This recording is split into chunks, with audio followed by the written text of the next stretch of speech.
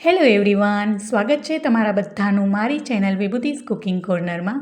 આજે આપણે બનાવીશું સુપર યમ્મી અને સુપર ટેસ્ટી એવી મિક્સ વેજ કર્ડ સેન્ડવિચ બનાવીશું.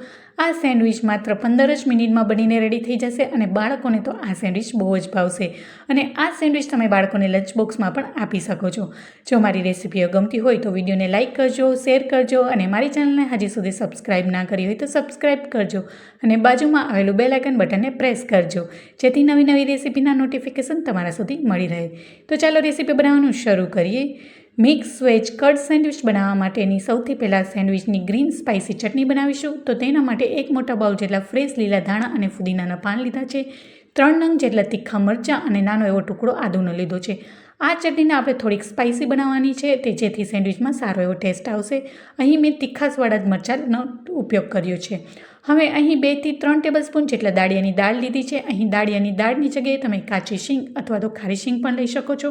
તેનાથી પણ ખૂબ જ સારો એવો ટેસ્ટ આવશે.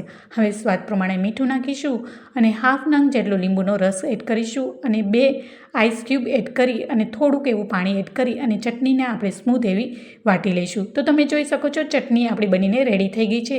અને આ ચટણીને બહુ પાતળી નથી બનાવવાની, બ્રેડમાં સારી રીતના સ્પ્રેડ થાય એવી રીતના આપણે બનાવવાની છે. તો તમે જોઈ શકો છો આટલી થિકનેસ રાખવાની છે. તો આપણી સ્પાઇસી ગ્રીન સેન્ડવિચની ચટણી બનીને રેડી છે. હવે આપણે વેજીટેબલ્સ લઈશું. તો અહીં ઝીણું ખમણેલું મેં ગાજર લીધું છે, 1 નંગ ઝીણું સમારેલું ડુંગળી, ઝીણું સમારેલું ટામેટું, કોબી, green capsicum, yellow capsicum, red capsicum અને ઝીણું સમારેલું લીલું મરચું લીધું છે. હવે આ બધા જ વેજીટેબલ્સને આ બાઉલમાં એડ કરી દઈશું.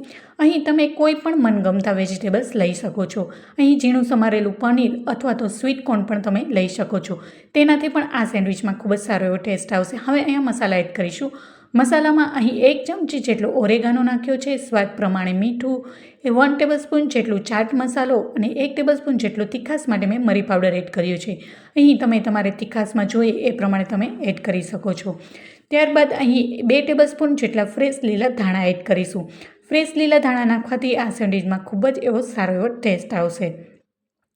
આ સેન્ડવિચ તમે ચોક્કસથી ઘરે ટ્રાય કરજો. ઘરમાં બાળકોને તો ભાવશે જ, પણ ઘરમાં મોટા વડીલોને પણ એટલી જ ભાવશે. એટલી ટેસ્ટી અને ફટાફટ ઓછા સમયમાં આ સેન્ડવિચ બનીને રેડી થઈ જશે. હવે ફ્રેશ લીલા ધાણા નાખ્યા બાદ અહીં આપણે આ સ્ટફિંગને ચમચીથી મિક્સ કરી અને આપણે બાળકોનું ફેવરેટ એવું ચીઝ એડ કરીશું.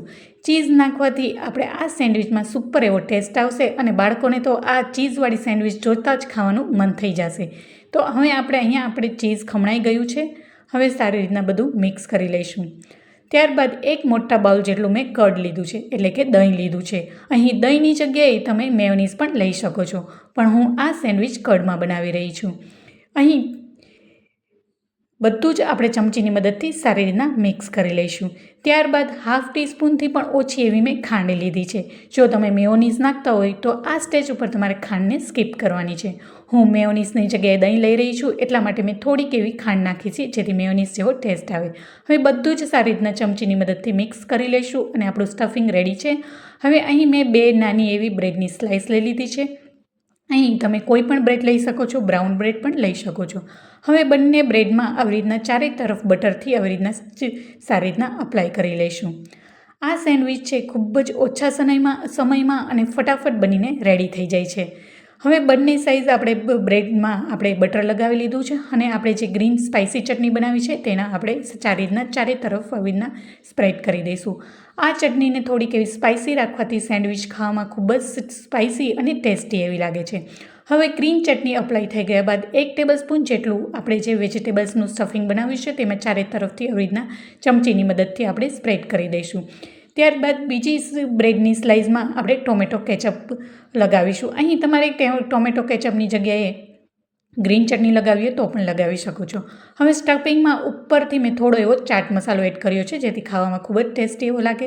અહીં તમારે ટોમેટો કેચઅપ અને ગ્રીન ચટણી બંને લગાવવું હોય તો પણ લગાવી શકો છો.